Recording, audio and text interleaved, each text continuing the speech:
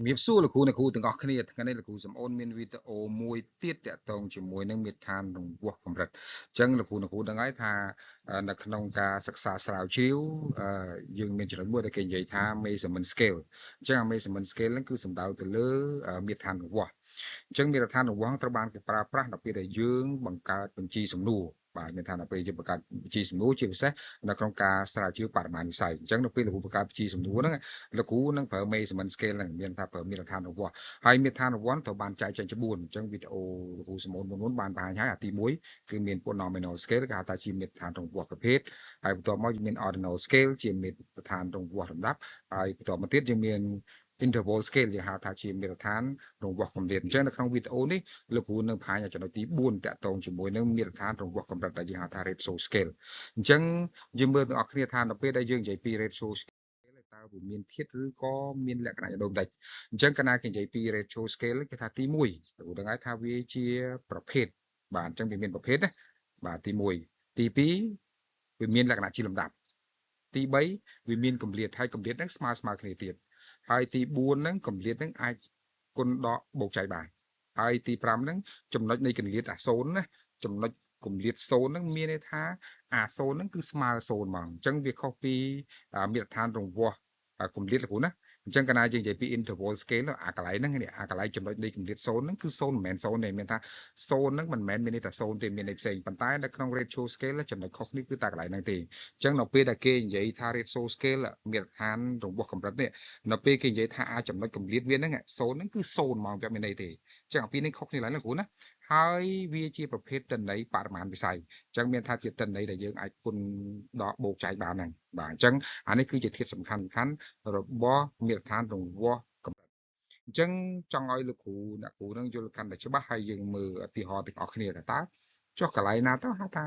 មាត្រដ្ឋានរង្វាស់កម្រិតហ្នឹងហើយវាខុសពីមាត្រដ្ឋានរង្វាស់កម្រិតមិននេះលោកគ្រូមើលឧទាហរណ៍គណៈគេនិយាយពីអាយុបាទអញ្ចឹងអាយុយើងថាអាយុខ្លះអាយុ10ឆ្នាំមួយខ្លះ15ឆ្នាំមួយខ្លះ20ឆ្នាំមួយខ្លះ25ឆ្នាំអាខ្លះ30ឆ្នាំខ្លះ40ឆ្នាំអញ្ចឹងដល់ពេលលោកគ្រូកាត់បញ្ជីសំណួរលោកគ្រូថាមកតើបងអូនអាយុប្រហែលទៅអញ្ចឹងលោកគ្រូឲ្យគេបំពេញថានេះ10ឆ្នាំ20ឆ្នាំ30ឆ្នាំឬក៏លោកគ្រូដាក់ថា10ឆ្នាំ20ឆ្នាំ30ឆ្នាំឲ្យគេគូរង្វង់មួយណាទៅឧទាហរណ៍បាទអញ្ចឹងលោកគ្រូមើលថាសួរថាអាកន្លែងណាប្រភេទនេះ10ឆ្នាំ20ឆ្នាំ30ឆ្នាំចុះកន្លែងណាលំដាប់10ឆ្នាំ20ឆ្នាំ30ឆ្នាំចឹងអត់គ្រូមានលំដាប់ហើយចំណាយកម្រិត10ទៅ20លោកគ្រូដកទៅឃើញខុស10ឆ្នាំ20ទៅ30ឃើញខុស10ឆ្នាំ30ឃើញខុស10ឆ្នាំចុះអាកន្លែងណាទៅថា0ឧទាហរណ៍ថាបើសិនជាលោកគ្រូអាយុ10ឆ្នាំគាត់10ឆ្នាំហើយបើថា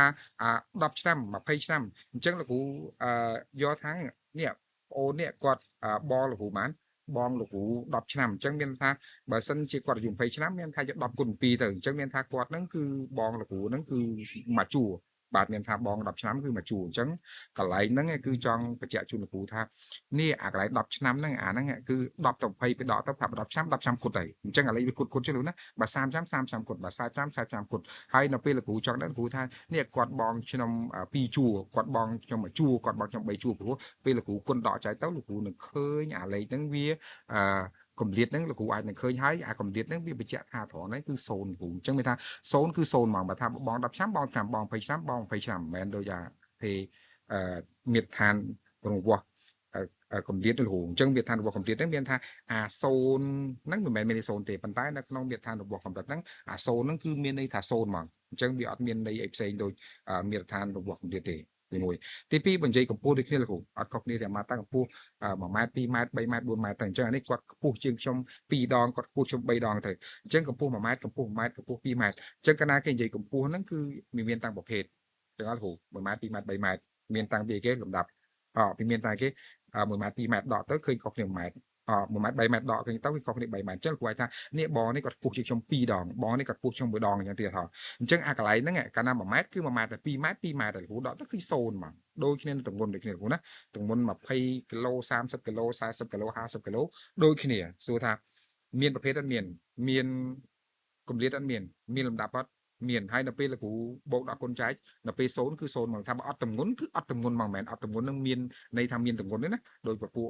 មាត្រដ្ឋានរង្វាស់កម្រិតគ្រូព្រោះមាត្រដ្ឋានរង្វាស់កម្រិតកាលណាលោកគ្រូនិយាយពីអង្សាសេមិនមែនថា0អង្សាសេអត់មានកម្ដៅវាមានកម្ដៅ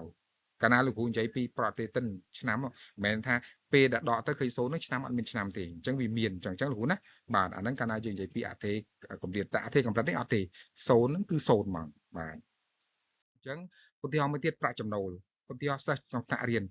សិស្សថ្នាក់20នាក់សិស្សនេះ30នាក់40នាក់50នាក់ទៅអញ្ចឹងទាំងសិស្សថ្នាក់នេះច្រើនជាងថ្នាក់នេះ2ដងសិស្សថ្នាក់ច្រើននេះថ្នាក់3ដងអញ្ចឹងនៅពេលអាមាថាឡើង30ដល់20ទៅឃើញបានឬ40ដល់20ទៅឃើញបានអញ្ចឹងពេលឲ្យគ្រូដកតែចំណុច0នោះមានថាមិនមែនថា0សិស្សហ្នឹងមានសិស្សណាអា0សិស្សហ្នឹងគឺ0ហ្មង0គឺ0ហ្មងអញ្ចឹងដូចគ្នានឹងចម្ងាយផ្លូវដូចគ្នាគ្រូណាអញ្ចឹងអាទាំងអស់ហ្នឹងគេហៅថាជាមាត្រដ្ឋានរង្វាស់កម្រិតបាទមានថាអញ្ចឹងនៅក្នុងការស្រាវជ្រាវជាពិសេសពេលលោកគ្រូបង្កើតពីក្នុងបរិមាណវិស័យហ្នឹងគឺលោកគ្រូសេអានឹងចូលហើយសេហ្នឹងមិនមែនតាមចិត្តគ្រូណាពេលលោកគ្រូរំលឹកទ្រឹស្ដីនឹងប្រាប់ឲ្យថានេះអមថាឥឡូវលោកគ្រូថាអានេះពាក់ព័ន្ធជាមួយចម្ងាយសិស្សរៀនអត់ចេះដោយសារតែជិះកង់ឆ្ងាយពេកឬក៏ថាសិស្សរៀនមិនចេះដោយសារមិនដែរក្នុងថ្នាក់រៀនហ្នឹងសិស្សហ្នឹងមានចំនួនច្រើនពេកអញ្ចឹងពេលហ្នឹងគេរំលឹកអាហ្នឹងមកគេរំលឹកនេះរបស់មាត្រដ្ឋានកម្រិតហ្នឹងដោយសារថ្នាក់រៀនចំនួនសិស្សអញ្ចឹងគេដាក់ចំនួនសិស្សអញ្ចឹងកាលណាគ្រូដាក់ចំនួនសិស្ស10 20 30 40អញ្ចឹងឲ្យតិចអញ្ចឹងពេលហ្នឹងគេថាអាហ្នឹងវាជាប្រភេទមាត្រដ្ឋានរង្វាស់កម្រិតបាទមិនទាន់ផលលោកគ្រូណាមិនមែនសុកជាដាក់ដេកសពឃើញតែដាក់មកទៀតបាទមួយទៀតនៅពេលដែលយើងបានតិន័យនឹងហើយសួរថានៅពេលដែលយើងចាប់ផ្ដើមវិភាគតិន័យហ្នឹងអញ្ចឹងកាលណានិយាយបរិមាណវិស័យយើងនឹងហើយយើងប្រើកម្មវិធីវិភាគតិន័យអញ្ចឹងកម្មវិធីវិភាគហ្នឹងគ្រូអាចប្រើកម្មវិធី Excel ក៏បានលោកប្រើ Casio ក៏បានឬក៏លោកប្រើកម្មវិធី Static អមថាលើកម្មវិធី SPSA តោះទីហោលោកគ្រូណាបាទឬក៏កម្មវិធី Extra Type ផ្សេងតោះទីហោអញ្ចឹងនៅក្នុងហ្នឹងកាលណាគេនិយាយពីតិន័យដែលជាប្រភេទតិន័យរង្វាស់មាត្រដ្ឋានកម្រិតឬហៅថាអធិកម្រិតហ្នឹងអញ្ចឹងមានថាពេលហ្នឹងគ្រូអាចកណនាមីនបាទកណនាតម្លៃជុំវាបានលោកគ្រូអាចអីគេប្រើទីតេសដើម្បីប្រៀបធៀបតម្លៃគេតម្លៃមធ្យមភាគបានលោកគ្រូអាចប្រើសិតតេសលោកគ្រូប្រើអាណាវ៉ាអញ្ចឹងអានេះគាត់លោកគ្រូដាក់សម្បូរជូនលោកគ្រូដើម្បីថាតើប្រភេទកម្មវិធី static ណាអាចប្រើបានហោះលោកគ្រូអាចនៅពេលលោកគ្រូដាក់ម្ដងអញ្ចឹងលោកគ្រូអាចប្រើ Pearson correlation នៅពេលលោកគ្រូចង់ប្រើព្យាករលោកគ្រូអាចប្រើ regression ឬក៏ដល់ពេលលោកគ្រូចង់សាង model សាងគ្រូមួយអញ្ចឹងពេលហ្នឹងលោកគ្រូប្រើអីគេ structural equation modeling បានអញ្ចឹងមានថាកម្មវិធី static អស់ហ្នឹងគឺអាចប្រើប្រាស់ជាមួយនឹងមាត្រដ្ឋានរង្វាស់កម្រិតនឹងបានបាទប៉ុន្តែមានចំណុចមួយចង់ចែករំលែកជូនលោកគ្រូអានេះសម្គាល់លោកគ្រូណាបាទលោកគ្រូសេប្រយ័ត្នតិចឧទាហរណ៍ស្រាប់លោកគ្រូនិយាយពីអាយុលោកគ្រូនិយាយពីអីគេឆ្នាំចុះឧទាហរណ៍ស្រាប់តែលោកគ្រូដាក់ជាលោកគ្រូឧទាហរណ៍ណាលោកគ្រូអាយុលោកគ្រូបានដាក់តែ20បៀទៅ30 40ទេស្រាប់លោកគ្រូសេជាកម្រិតចេះពី20ទៅ30 40ទៅ50 60ទៅ70ឧទាហរណ៍ណាពេលលោកគ្រូសេអញ្ចឹងអាហ្នឹងវាលែងទៅជាមាត្រដ្ឋានរង្វាស់កម្រិតគ្រូអាហ្នឹងវាទៅជាមាត្រដ្ឋានរង្វាស់លំដាប់វិញហើយពីពលគ្រូសេចិត្តគ្រូផងណាគ្រូមិនភ្លេចណាអញ្ចឹងគ្រាន់តែលោកគ្រូសេបន្តិចហ្នឹងពេលលោកគ្រូសេអញ្ចឹងដោយសារលោកគ្រូចែកលំដាប់គ្រូអត់នេះវាមានប្រភេទមានលំដាប់អញ្ចឹងកាលណាមានប្រភេទមានលំដាប់អាហ្នឹងគេហៅថាទៅជាមាត្រដ្ឋានរង្វាស់លំដាប់វិញប្រយ័ត្នគ្រូណាអញ្ចឹងកាលណាមាត្រដ្ឋានរង្វាស់លំដាប់វិញបើសិនជាលោកគ្រូទៅគណនាវិញក្នុងកម្មវិធី static វិញលោកគ្រូអត់អាចប្រើប្រាស់ពពួក ANOVA ឬក៏ប្រើប្រាស់ t-test ឬក៏ z-test បានទេលោកគ្រូពេលហ្នឹងលោកគ្រូត្រូវប្រើ chi square អញ្ចឹងchi square ហ្នឹងគឺលោកគ្រូប្រើប្រាស់ដើម្បីគណនាចំនួនបាទចំនួនមកថាឥឡូវអ្នកអាយុចន្លោះ20 30មានប៉ុន្មានអ្នកចន្លោះ40 50មានប៉ុន្មាននិង60 70មានប៉ុន្មានលោកគ្រូតោះផងណាហើយនៅក្នុងហ្នឹងគេហៅវាថាជាទិន្នន័យលំដាប់ដែរឬក៏ហៅថាមាត្រដ្ឋានរង្វាស់លំដាប់ដែរប៉ុន្តែមាត្រដ្ឋានរង្វាស់លំដាប់ប្រភេទទៀតគេហៅថាជា ordinal category ទៀតនៅក្នុងករណីដែលលេខវាអត់សេរីគ្នាលោកគ្រូណាមកថាឥឡូវលោកគ្រូមើលមកថាឥឡូវវា20 30ស្រាប់40 50វាបាត់អា30 40នេះបាត់ចន្លោះមួយហ្នឹង50 60លោកគាត់អញ្ចឹងមានថា60 70វាបាត់លោកណាពេលណាបើសិនជាមាន50 60អាហ្នឹងអមកថា20 30 30 40 40 50 60អាហ្នឹងវាចូលនេះ ordinal scale មានថាមាត្រដ្ឋានរង្វាស់លំដាប់ប៉ុន្តែកាលណាវាបាត់លំដាប់ខ្លះចឹងគេហៅថាជា ordinal category មានថាវាជា category មក category លេខ1នេះពី20ទៅ30 category 2ពី40ទៅ50 category 3ពី60ទៅ70ប៉ុន្តែវាដូចគ្នាលោកគ្រូវារត់ពីមាត្រដ្ឋានរង្វាស់កម្រិតហ្នឹងមកទៅជាមាត្រដ្ឋានរង្វាស់លំដាប់ដោយសារពេលលោកគ្រូសេចេះវិញបាទដូចគ្នាដែរលោកគ្រូក្នុងករណីលោកគ្រូសេ20 30 30 40 40 50អញ្ចឹងគ្រាន់តែឈ្មោះវាអធិលំដាប់ដែរឬក៏មាត្រដ្ឋានរង្វាស់លំដាប់ដែរប៉ុន្តែគេហៅថាជា order scale គាត់វាខុសគ្នាបន្តិចហ្នឹងណាហើយវាប្រើតែមួយទេប្រើ chi square ដែរបាទប្រើ chi square ដើម្បីគណនាគេចំនួនមកថាចំនួនអាយុ20ទៅ30ម៉ានាក់គណនា30ទៅ40ម៉ានាក់ឬក៏40ទៅ50ម៉ានាក់អញ្ចឹងពេលហ្នឹងគេអត់អាចគណនាមធ្យមភាគមីនមិនបានទេលោកគ្រូណាអត់តន់ផងណាមិនមែនចេះតែប្រើទេអញ្ចឹងលោកគ្រូសម្គាល់ហ្នឹងហើយក៏តសេហ្នឹងក៏មិនចេះតសេដែរពេលលោកគ្រូសេហ្នឹងមិនមែនលោកគ្រូថាអ៊ីសេចេះអាស្រ័យលើទិន្នន័យលោកគ្រូចង់បានបើសិនទិន្នន័យលោកគ្រូចង់បានប្រភេទនេះអញ្ចឹងអាហ្នឹងវារត់ចេញពីមាត្រដ្ឋានកម្រិត របស់មេត្តានកម្រិតមកជារបស់មេត្តានលំដាប់តែបើសិនលោកគ្រូសេដូចខ្ញុំទីហោខាងដើមដាក់ថា20 30 40ឲ្យគាត់ពេញឬគាត់គូកំពងហ្នឹងអាហ្នឹងមានថាវាជាប្រភេទអីគេប្រភេទមេត្តាឋានរង្វាស់កម្រិតហើយសួរថាចុះបើមានលំដាប់ជាក់ហើយមានប្រភេទមានលំដាប់ហើយមានកម្រិតចុះមិនកំហៅថា interval មិនហៅថារង្វាស់មេត្តាឋានកម្រិតអត់ទេលោកគ្រូមូលហេតុអីមូលហេតុដោយសារពេលដកទៅឃើញ0ហើយគេបានប្រាប់ឲ្យថា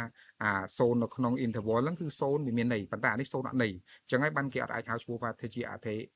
មេត្តាឋានរង្វាស់កម្រិតបានហ្នឹងព្រោះថា0របស់កម្រិត interval scale វាមានន័យ0គឺមិនមែន0ប៉ុន្តែអាពួកនេះ0គឺ0អញ្ចឹងហើយបានថាពួកនេះគេហៅបានត្រឹមតែជាប្រភេទមេត្តាឋានរង្វាស់លំដាប់ព្រោះមួយផងណាអញ្ចឹងពេលសរសេរលោកគ្រូប្រយ័ត្ននឹងតិចបាទអញ្ចឹងទេនឹងអាចច្រឡំពុទ្ធូឬក៏ច្រឡំបល់អញ្ចឹងអត់អញ្ចឹងលោកគ្រូសម្បូរសង្ឃឹមថាវីដេអូដ៏ខ្លីនេះនឹងជាប្រយោជន៍ដល់លោកគ្រូទាំងអស់គ្នាលោកគ្រូសម្បូរសូមអរគុណហើយនឹងមានវីដេអូផ្សេងៗទៀតជូនលោកគ្រូបន្តទៀត